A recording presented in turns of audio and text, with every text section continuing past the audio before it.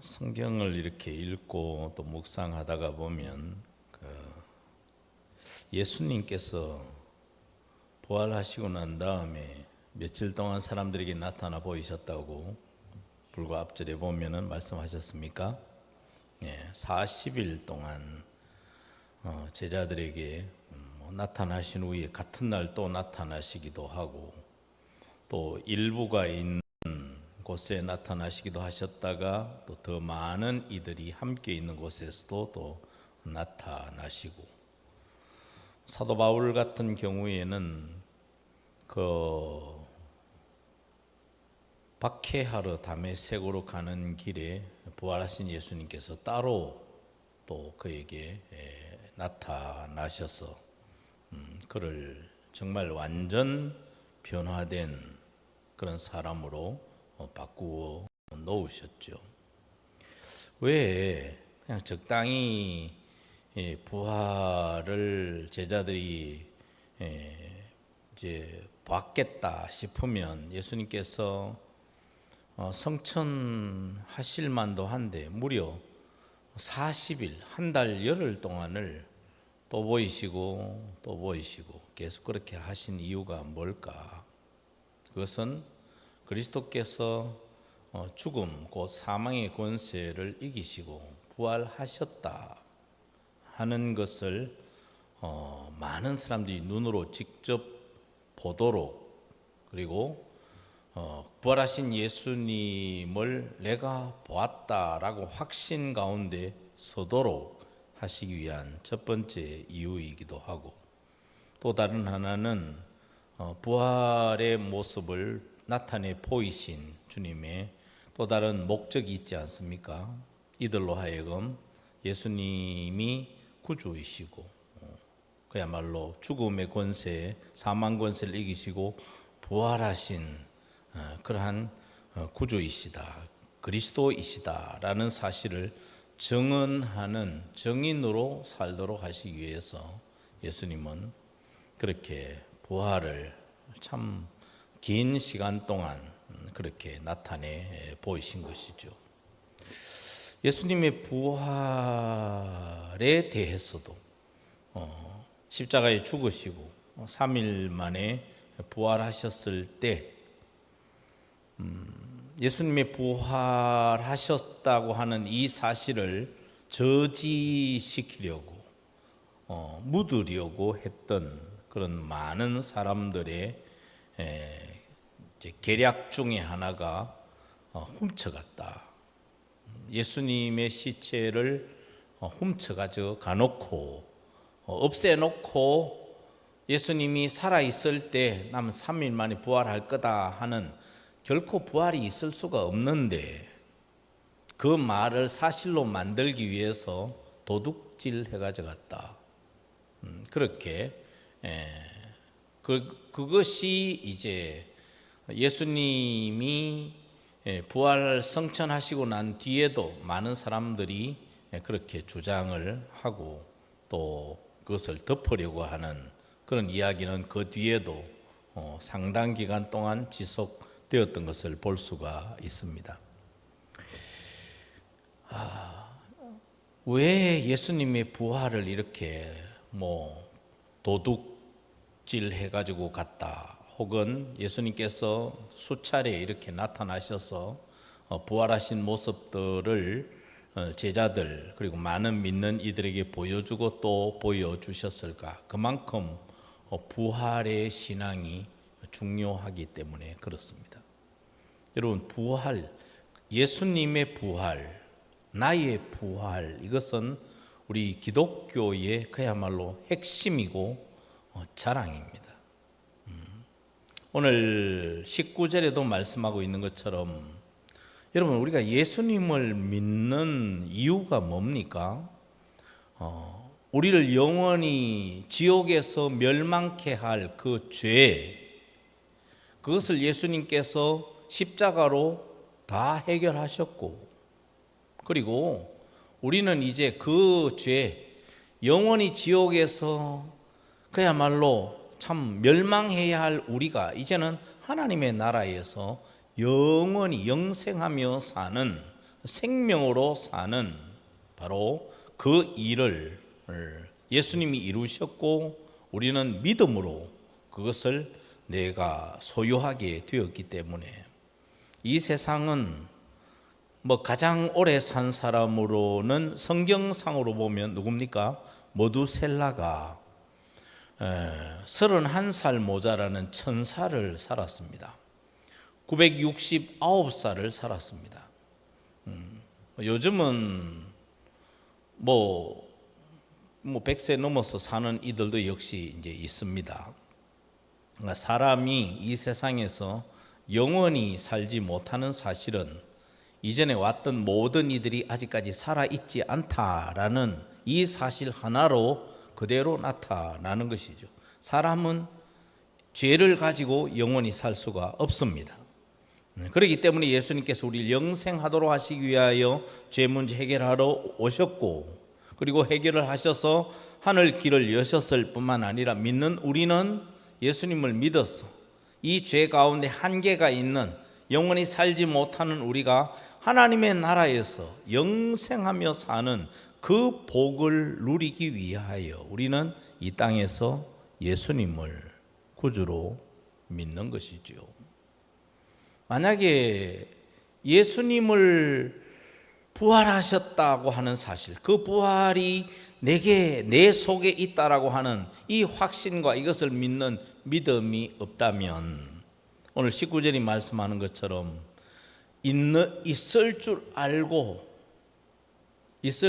그렇게 착각해서 살아가는 우리가 제일 불쌍한 사람이 아니겠는가? 왜냐하면 있을 줄 당연히 믿었는데 나중에 없다 하면 우리보다 더 불쌍한 사람이 없는 것이지요. 믿음이 헛것이 되고 바라봤던 것이 완전히 아무것도 아닌 것이 되기 때문에, 그래서 여러분, 이것이 부활, 이것은 이 부활뿐만 아니고 성경을 통해서 하나님께서 예수 그리스도를 통해 이 땅에 나타내 보이신 모든 진리들이 다 그렇습니다. 이거는 너무나 소중한 것이기 때문에 사단이 또 세상이 덮으려고 한다는 사실입니다. 그렇기 때문에 우리는 그들의 유혹, 그들의 속임수에 속아서 안 되고 불쌍한 인생으로 이 세상을 사는 그런 우리가 되어서는 결코 되어서는 안 되기에, 이 15장에 와서는 그 당시에 부활이 없다 이렇게 주장하는 사람들의 그 주장을 따라가지 말 것, 그리고 부활의 확신과 그리고 이 부활의 믿음이 우리를 얼마나 이 땅에서뿐만 아니라 하나님의 나라에서 영생하며 사는 복된 것이다 라고 하는 사실을 늘 마음속에 확신 가지고 살아야 이 땅을 떠나게 될 때 우리는 그 생명으로 하나님의 나라에서 영원히 살게 된다는 사실이죠. 오늘 우리가 이제 부활장의 두 번째 시간 이 말씀을 맞았습니다. 오늘은 부활은 우리의 여기 신앙과 선교의 근거가 된다. 다시 말하면 부활 신앙이라고 하는 것은 기독교의 그야말로 근본이 된다는 것입니다. 만약에 부활이 없다면 신앙도 헛것이고 우리가 전하는 복음도 헛것이고 우리의 삶은 가장 불쌍한 사람이 되고 만다. 그 사실을 사도 바울은 고린도 교회뿐만 아니고 이 세상에서 믿음을 가지고 사는 우리들까지도 부활의 확신 가운데 거하라. 여러분, 부활의 확신이 만약에 우리에게 없다면 우리는 이 세상에서 점점 약해지고 결국은 이제 쇠약해져서 죽음을 맞게 되지 않습니까? 그러면 우리는 정말 불쌍합니다. 부활이 없다면. 그러나 이 땅에서 우리가 쇠하여지고 이 땅에서 우리가 다시 돌이킬 수 없는 예전의 건강한 모습, 예전의 그 명석한 지혜로움, 거기로 돌아가지 않아도 괜찮은 것은 우리가 우리 앞에 이런 약함과 죽음이라고 하는 한계를 우리가 믿음으로 넘게 될 때 그 믿음을 가지고 우리가 누리게 될 영원한 하나님의 나라, 가나안과 비교가 될 수 없는 새 하늘과 새 땅이 우리를 기다리고 있기 때문에 우리 늘 그것을 본향이라고 하지요. 원래 우리가 있어야 할 곳, 죄를 지어서 상실했다가 예수님으로 인하여 다시 되찾은, 그리고 우리는 믿음으로 그 요단강을 건너서, 죽음이라고 하는 요단강을 건너서 그 하나님의 나라에 들어가게 되는 것이죠. 지난 시간에도 이제 언급을 했었습니다만, 이 12절에 보면은 어떤 사람들은 어찌하여 죽은 자 가운데서 부활이 없다 하느냐. 이것은 그 당시에 헬라의 그 문화가 이런 이제 부활을 못 믿도록 하는 그런 철학과 정신 사상이 바탕에 깔려 있습니다. 헬라 철학은 육체는 죽음을 맞이함으로 이제 육체는 그 용도대로 다 이제 살았고 폐기가 되는 것이다. 육체는 다시 돌아올 수 없다. 그러나 헬라 철학에는 이 영은 그 대신에 영원하다. 이게 이제 헬라 철학이 남겨놓은, 그래서 헬라 철학과 이 정신 문화가 얼마나 탁월했던지 그 뒤를, 지금은 예수님 이 시대는 어느 시대입니까? 로마 시대가 아닙니까? 로마 시대임에도 불구하고 로마 숫자나 로마어보다는 그리스 숫자, 그리스어, 헬라죠. 이게 로마 시대까지도 그야말로 헬라의 문화가 그대로 흘러내려오게 되었던 것이죠. 그 로마 시대에 지금 고린도 교회, 로마 시대에 많은 사람들이 이 사도 바울이 전한 복음을 듣고 믿음 안에 거하는 줄 알았는데, 거하는 사람도 물론 있지요. 그러나 상당수의 사람들이 그 사상과 철학의 영향을 받아서 육체는 다시 살아날 수가 없다. 나는 그렇게 생각한다. 그런데 사도 바울은 지금 뭐 하러 다닙니까? 예수는 그리스도시며 그분은 우리에게 영원한 생명을 주신 구원의 주시다라고 하는 이 복음을 전하고 있지 않습니까? 예수님께서 부활하셨고 사도 바울도 앞에서 말씀드린 것처럼 변화된 그의 삶을 완전 뒤바꿔 놓은 파격적인 사건이 부활하신 예수님을 사울이 만났던 그 사건 때문에 자기가 복음의 증인이 되지 않았습니까? 자기도 그렇게 생각을 했습니다. 부활은 있을 수가 없다. 부활은 말 그대로 저것들이 훔쳐가놓고 숨겨놔놓고 부활했다라고 이렇게 주장하는 것이지 어떻게 사람이 다시 살아나냐.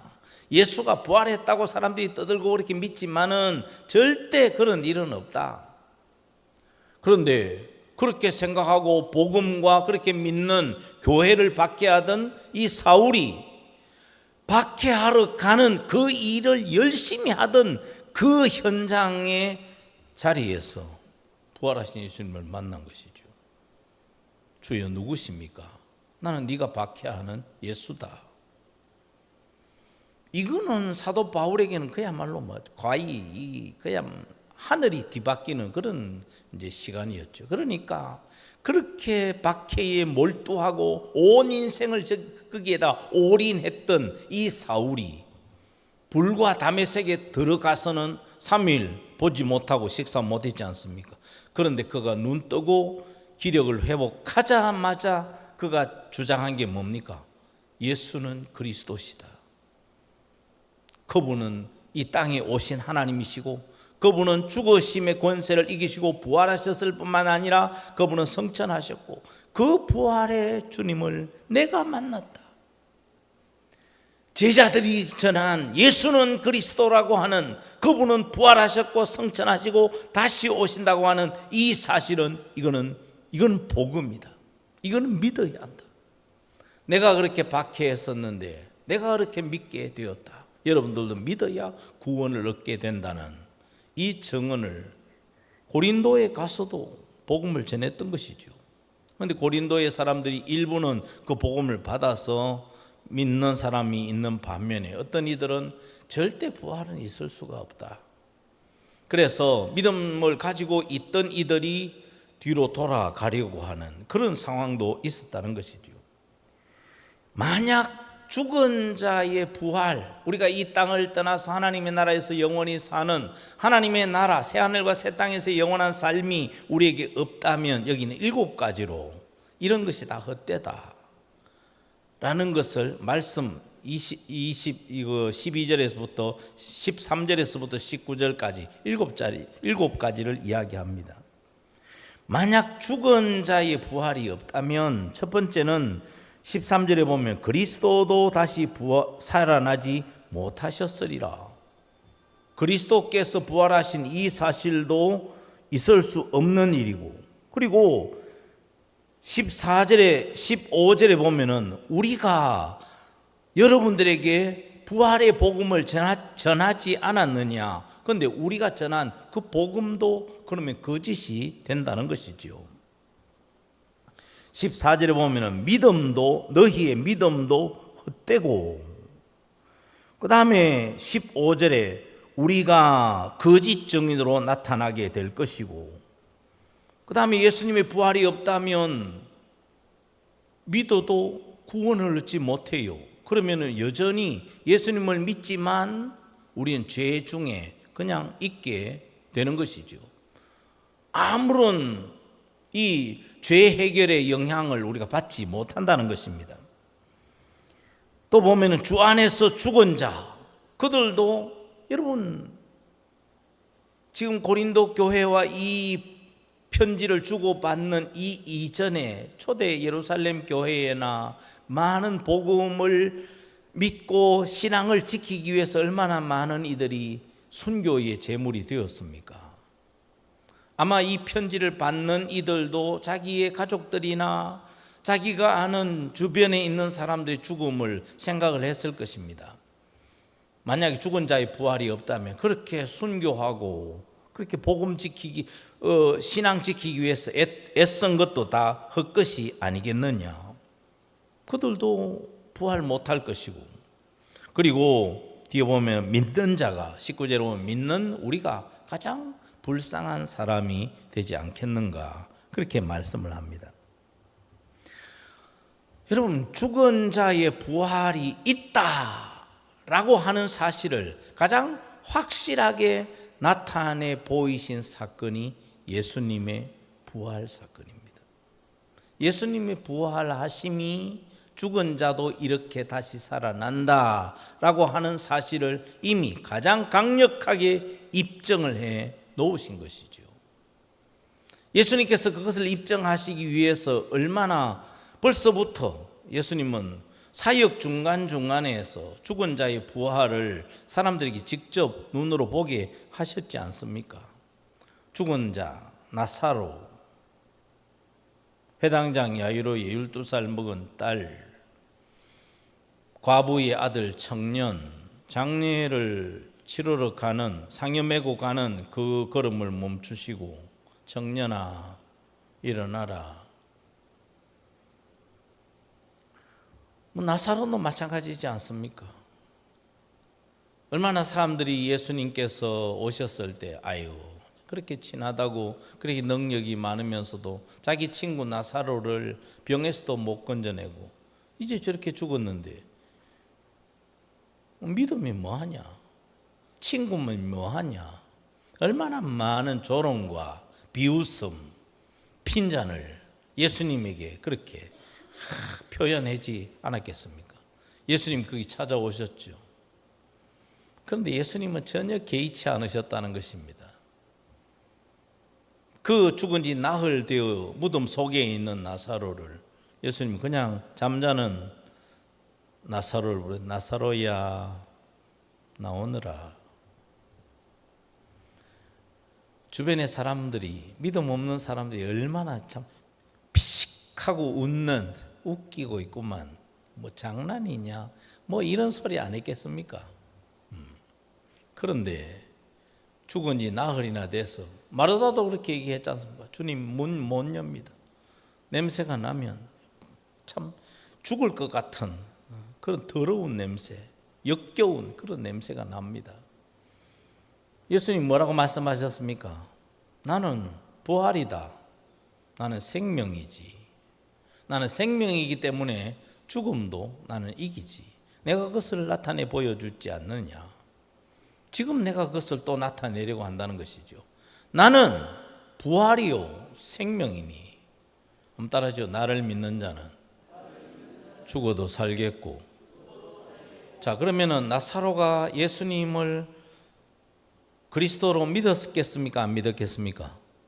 믿었다는 것입니다. 나사로가 예수님을 그리스도로 믿었단 말씀입니다. 나사로야, 너 나를, 다른 사람이 너의 믿음을 들었지. 네가 그 믿음으로 내가 너를 다시 살게 할 것이야. 나사로야, 나오너라. 나를 믿는 자는 죽어도 살겠고 살아서 나를 믿는 자는, 여러분, 그래서 우리가 할 수 있으면 죽음이 얼마나 참 슬프고 죽음이 얼마나 참 고통스럽습니까? 딱 죽는 그것이야 뭐 별거 아니죠. 죽어가는 과정, 이게 참 슬프고 힘든 것 아니겠습니까? 그렇기 때문에 우리는 할 수 있으면 우리가 살아있을 때 이 땅에 재림하시는 예수님을 만나려면 우리는 얼른 전도하다가 예수님이 빨리 우리 살아있는 동안에 재림을 하시면 우리는 죽을 일 없지요. 그렇게 되기를 소망합니다. 그렇게 되지 않더라도 이런 부활의 믿음, 다시 오셔서 또 죽음의 과정, 죽음의 그 순간의 절망과 슬픔, 아픔과 힘듦을 넉넉히 이기도록 하시는, 저는 항상 제가 여러분 설교할 때 여러분 느끼실지 모르겠습니다만 느끼시죠. 그 스데반 집사님 보십시오. 스데반 집사님은 그 부활의 신앙이 있었단 말이죠. 그러니까 그가 영적인 눈이 열리니까 하나님께서 스데반의 눈으로 하나님 보좌 우편에 서 계시는 예수 그리스도, 서 계시는 예수님, 그거 보니까 뭐 돌 날라오고 가까운 아는 이가 자기를 죽이려고 하는 이런 살기등등한 모습들은 아예 느껴지지를 않는 것이죠. 그러니까 스데반 집사님은 그 부활하신 주님 보면서 주님이 어떻게 하고 계셨습니까? 조금만 참아라. 한편 강도에게 그렇게 말씀하셨지 않습니까? 오늘 네가 나와 함께 이 낙원에 있을 것이다. 스데반도 그것을 믿었던 것이죠. 그러니까 스데반은 돌 맞아가면서 뭐 겉으로 보면 참 얼마나 아플까, 얼마나 힘들었을까. 그러나 스데반의 성경이 전하여 주는 그런 모습을 보면 스데반은 우리가 생각하는 것처럼 그렇게 괴롭거나 힘들지 않았다는 것입니다. 전혀 그런 느낌 없이 그는 하나님의 품에 안기게 되었다는 것이죠. 예수님께서 그렇게 부활하심으로, 그래서 제자들에게 그렇게 많은 믿는 이들에게 보여준 것이죠. 믿으라는 것이죠. 한번 따라하죠. 보고 믿어라.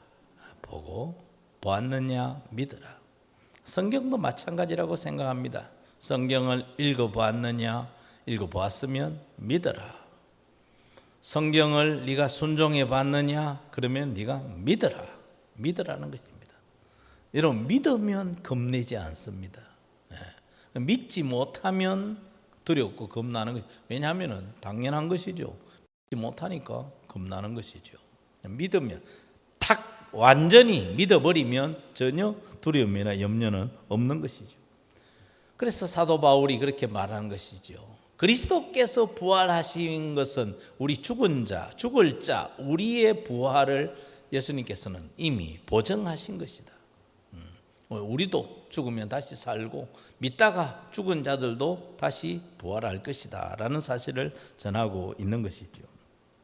두 번째는 예수님의 부활을 부인한다는 것, 이거는요 제가 앞에서 말씀드린 7가지 이 모든 것을 다 헛것으로 만드는, 여러분, 그래서 신앙생활도 어느 한 부분이 약해지면 그 믿음은 가장 약해진 그것을 기준으로 믿음이 다 떨어집니다. 우리 이제 예전에 제자 훈련하다가 이제 수레바퀴의 삶 여러분 공부하셨었죠. 그다음에 크리스찬 슈바르츠가 그 교회의 건강한 이제 8가지 이렇게 중심이 있다. 그 8가지 조각이 마치 그 옛날에 나무로 물을 뜨는 그릇을 이제 만들었지 않습니까? 물찌개질 때 아마 그 대개 보면은 이제 그 나무 조각 송판으로 만든 그런 이제 물동이 그것을 사용했었죠. 8가지의 나무 조각이 이렇게 딱 되어 있는데 그게 이제 낡아서 6개, 7개는 다 튼튼하다고 봅시다. 그런데 하나가 그만 위에서부터 낡아가지고 깨져가지고 뚝 떨어졌습니다. 그러면은 물을 아무리 퍼담아도 7개가 성한 그만큼 물이 담기는 경우는 없습니다. 다 깨어진 그 높이만큼 물은 더 이상 차지를 않는다는 것이죠. 여러분, 신앙생활이 여러 가지를 우리가 항상 부분을 늘 신경을 쓰는 게 중요한 게 바로 그런 원리에서 중요하다는 것입니다. 만약에 기도가 다른 것 다 잘하는데 기도가 약하다.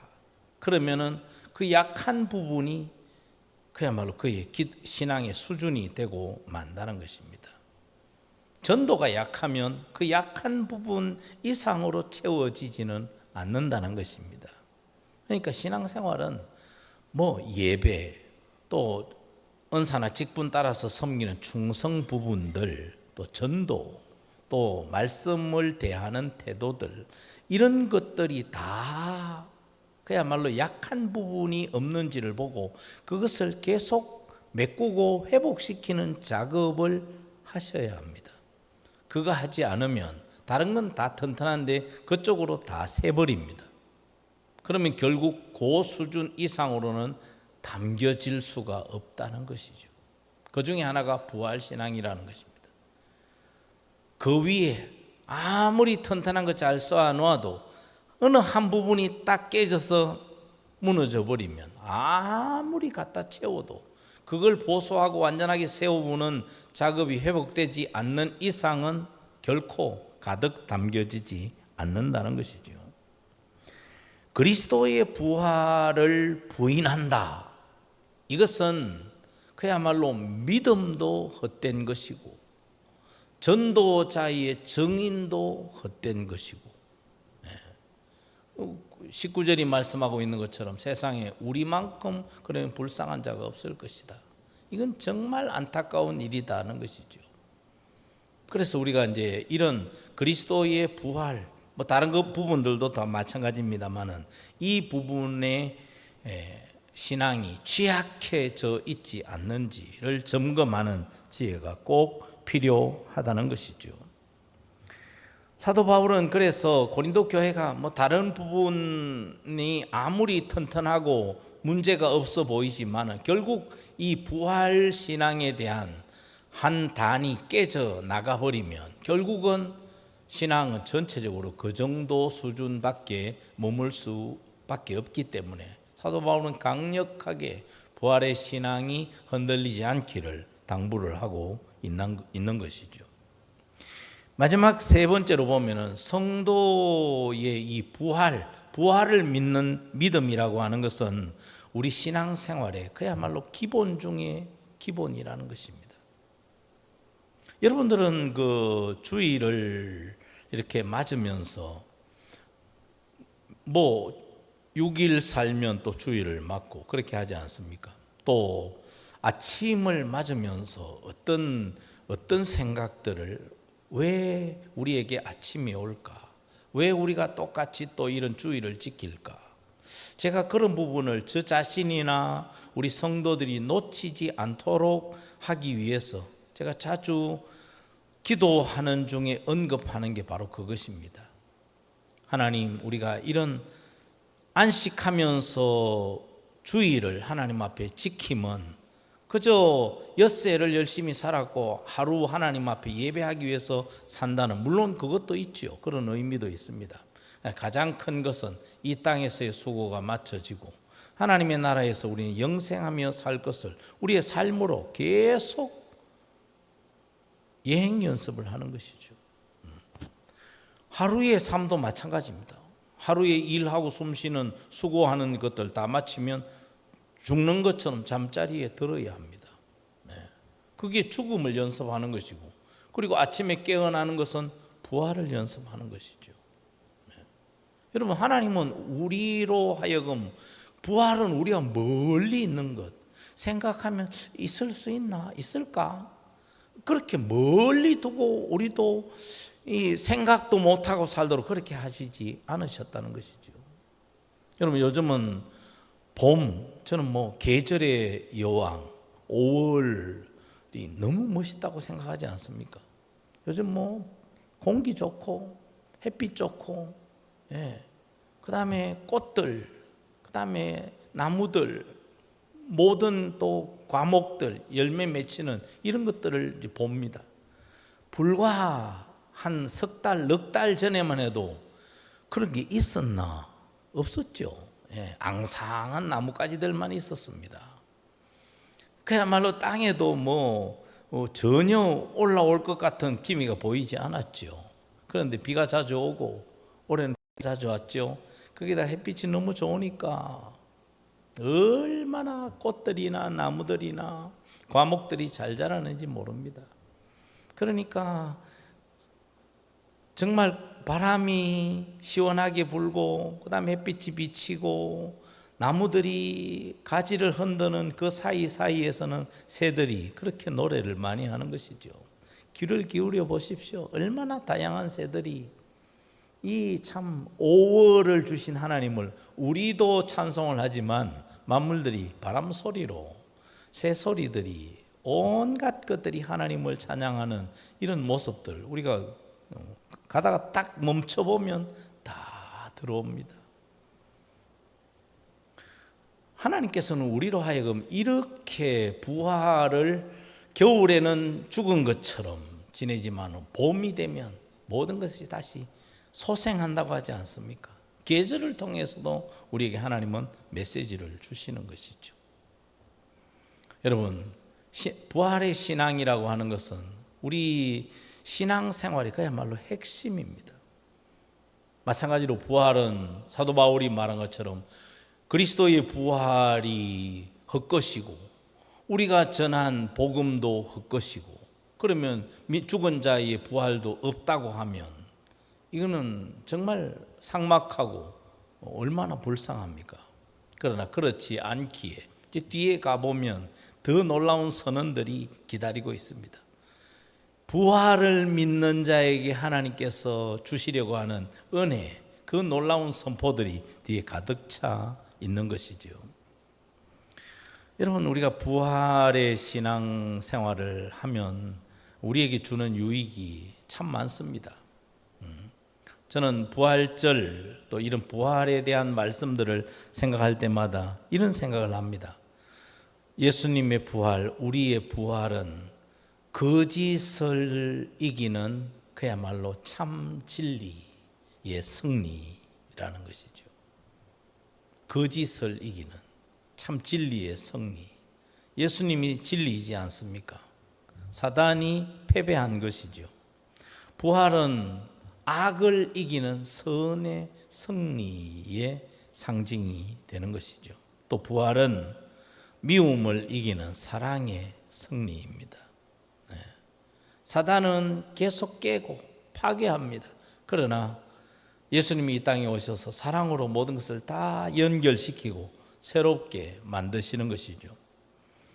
그리고 예수님의 부활, 이 부활을 확신하는 우리의 삶은 죽음을 생명이 이기고도 남는다 라는 것을 우리에게 가르쳐주는 사건이자 우리의 삶 속에서 그 영향력을 우리로 하여금 누리게 만드는 것이 부활신앙인 것이죠. 여러분, 그리스도인은 때로는 힘들고 어렵지만 그러나 최종적으로 우리는 절대 실패할 수 없는 믿음의 삶을 사는 사람들이 그리스도인들입니다. 왜? 최후에는 우리가 부활하여 승리할 것이기 때문에. 요한계시록 나중에 가서 또 우리가 묵상할 겁니다만 요한계시록도 마찬가지입니다. 다 부활한 이들이 그 참 영광스러운 자기에게 수고했다고 씌워주신 면류관을 도리어 벗어서 정작 이것을 받으실 이는 내게 그런 영광과 은혜를 주시는 하나님 왕이신 당신이십니다. 당신께 도리어 벗어드리고 엎드려 경배하는 그 모습들, 그게 요한계시록의 모습인 것이죠. 우리가 이 부활의 장을 묵상하면서 우리의 삶 속에 때로는 정말 미움, 그 다음에 사망, 또 우리의 삶을 힘들게 만드는 악한 것, 이런 것들이 우리를 정말 머리 아프게 하고 결국 그들이 이기는가 이런 생각이 들 만큼 힘든 그런 현실일지라도 부활의 신앙을 가지는 사람들은 거기에서 절망하지 않습니다. 나는 주님이 하신 것처럼 이 절망을 뛰어넘고 사망의 권세를 뛰어넘고 나는 반드시 부활할 것이며 최후의 승리는 내 몫이다 하는 이 사실을 늘 확신하며 우리가 살아가기를 주님도 그렇게 원하시죠. 그래서 그런 삶을 살도록 하시기 위해서 계속해서 성령도 역사하시고 주님도 그렇게 부활의 모습들을 많이 보여주셨던 것이죠.